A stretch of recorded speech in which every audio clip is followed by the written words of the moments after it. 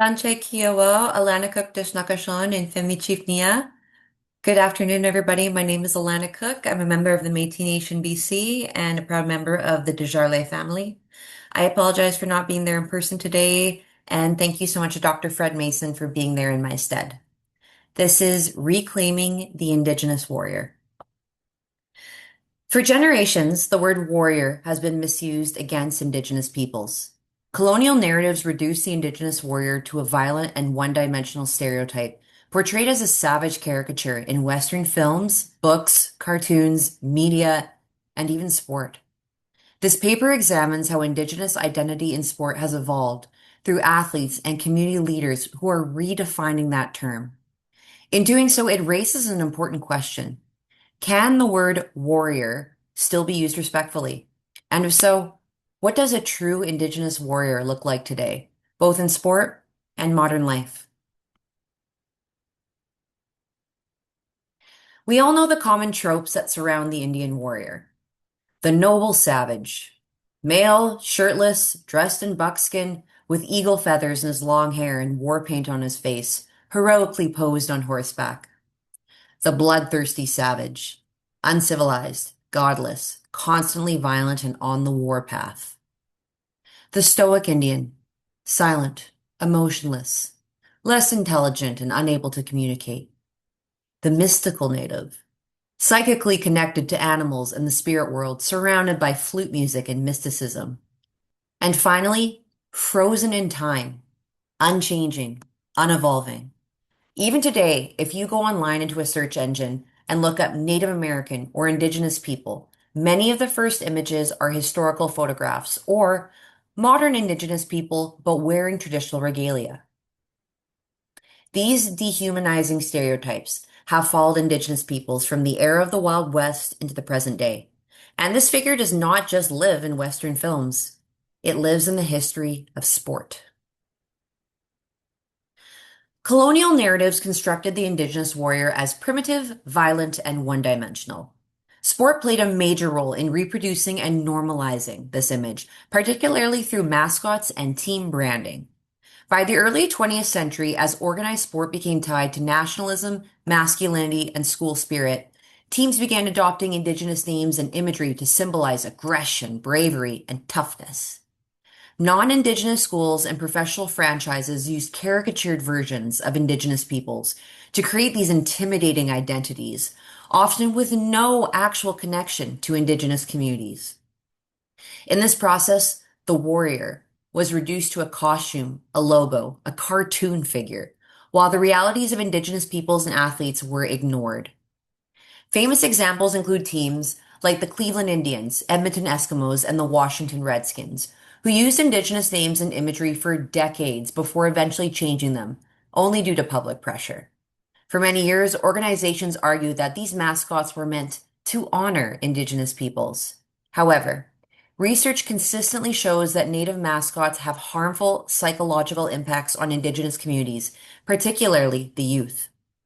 Dr. Stephanie Freiberg, a researcher from the Tulalip tribes, has been a leading voice on the psychological effects of Native mascots. Her research demonstrates that exposure to these mascots can lower self-esteem, reduce feelings of self-worth, and contribute to increased depression and suicidal ideation among Indigenous youth. Rather than honoring Indigenous peoples, these mascots often reinforce stereotypes that freeze Indigenous identity in the past and limit how Indigenous peoples are seen in the present. Sport also played a powerful role within the residential school system. Yes, many residential school survivors do reflect fondly on their experiences playing sport, describing it as a source of hope, joy, and an escape from within a hellish environment. At the same time, sport also functioned as a tool of colonialism, assimilation, and nation building. Physical activity and sport were used to discipline and regulate Indigenous bodies, replacing cultural practices with Euro-Canadian values such as obedience, discipline, and competition. Traditional Indigenous games and physical practices were often forbidden, while students were pushed towards sport and exercise programs designed by the church and government. Sport in residential school also reinforced colonial gender roles. Boys participated in hockey, basketball, soccer, military style drills, while girls were often directed toward domestic labor, such as sewing, cooking, light exercise, and dancing. That connection between physical training and patriotic duty is clear, as schools attempted to replace Indigenous identities and their community ties through assimilation into Canadian society. As noted scholar Dr. Janice Forsyth argues, the Indian Act played a central role in reshaping Indigenous sport and physical culture in Canada. Within the residential school system, Indigenous forms of warriorhood, physical culture, and identity were deliberately suppressed through settler colonial systems. The impacts of the Indigenous warrior stereotype extend far beyond sport, and I want to examine two characters from popular media: Danny Moonstar from X-Men and Jacob Black from the Twilight franchise. Both characters are framed as heroes, positive role models, and arguably badass representations of an Indigenous warrior.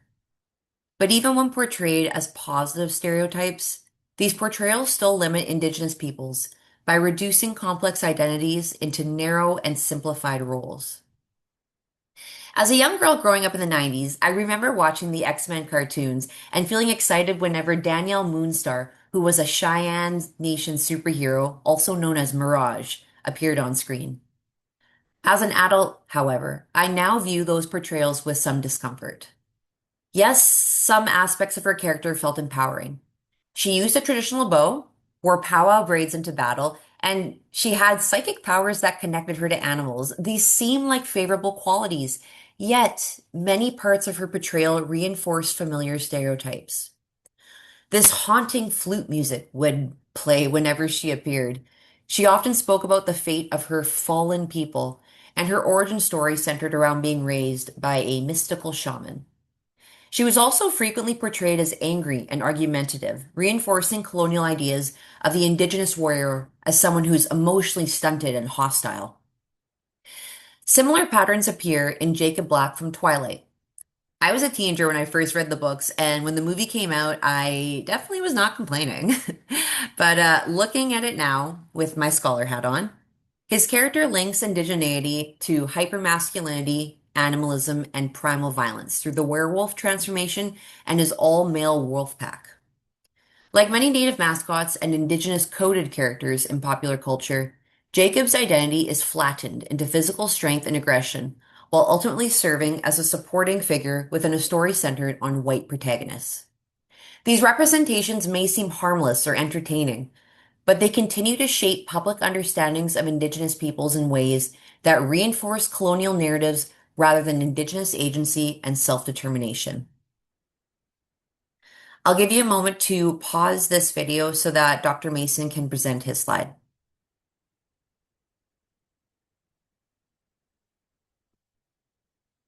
Thank you, Fred. But there is hope. The meaning of warrior is not disappearing. It is being reclaimed and redefined by Indigenous athletes themselves. Rather than accepting these colonial stereotypes that frame Indigenous peoples as brutes and thugs, many athletes are reshaping the meaning of strength through skill, leadership, and service to their communities. What we are seeing is a shift away from the colonial warrior trope and toward Indigenous self-determination and sovereignty. The sport of hockey offers a powerful example of this shift. Athletes like Gino Ojic from Kitigan Zibi Anishinaabe were often pushed into the role of the enforcer, a modern version of the colonial warrior stereotype that valued Indigenous players primarily for toughness and physical intimidation. In contrast, Jordan Tutu, who is Inuk from the Kavalak region, challenged the idea that Indigenous athletes are more than just tough natives. While Tutu played with intensity and physicality, he also became known as a skilled and respected player whose impact extended far beyond fighting. After his NHL career, he dedicated himself to mental health advocacy, addiction awareness, and community healing. This shift reflects what Brendan Hokowidu argues in Indigenous Bodies' Ordinary Lives.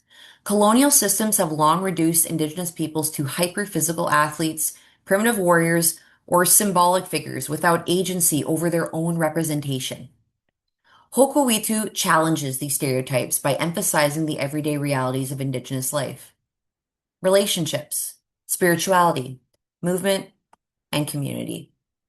In doing so, he shows that reclaiming Indigenous understandings of identity and embodiment is itself an act of decolonization and self-determination.